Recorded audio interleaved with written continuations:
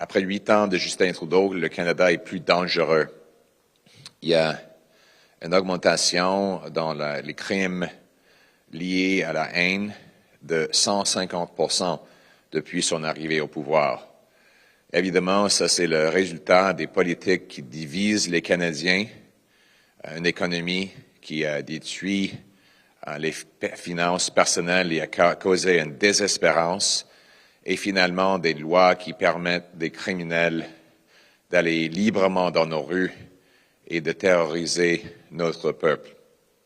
On a vu des incidents où les synagogues et des écoles juives sont ciblées par des balles, par des soi-disant Molotov cocktails et par d'autres gestes violents.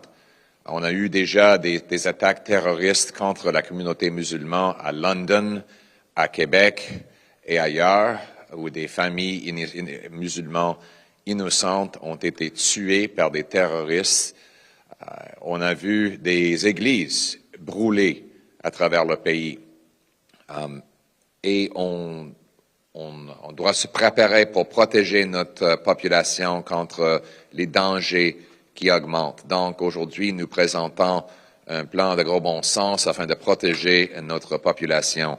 Premièrement, nous voulons bannir le groupe terroriste IRGC qui est lié au gouvernement d'Iran. Selon un reportage de Global News, il y a 700 personnes liées à cet organisme et au gouvernement d'Iran qui sont en train d'harceler et terroriser les populations perses et juives ici au Canada et qui risquent à favoriser les attaques terroristes.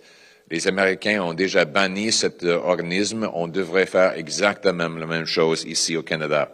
On devrait établir un registre des agents étrangers pour identifier tous ceux et celles qui travaillent pour des dictatures afin de manipuler notre politique, terroriser nos populations et causer de la violence contre des groupes identifiés.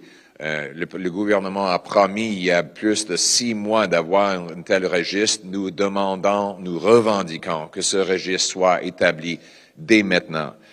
Troisièmement, nous voulons que le gouvernement fasse une revue de son évaluation des risques de terrorisme. On a vu déjà que le gouvernement de le Royaume-Uni a mentionné que le Canada a été à un risque probable d'une attaque terroriste. Le premier ministre a déjà dit qu'il y a eu des attaques terroristes contre les synagogues à Montréal. Donc, il devrait y avoir maintenant, le gouvernement dit que le risque est minimum.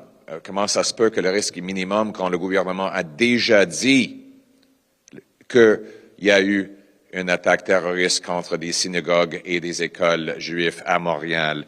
Quatrièmement, nous voulons éliminer la paperasse pour permettre des institutions religieuses comme des synagogues, des mosquées et d'autres d'obtenir d'aide avec l'infrastructure de sécurité. Maintenant, ça prend 2 ans pour pouvoir accéder à ces ressources-là.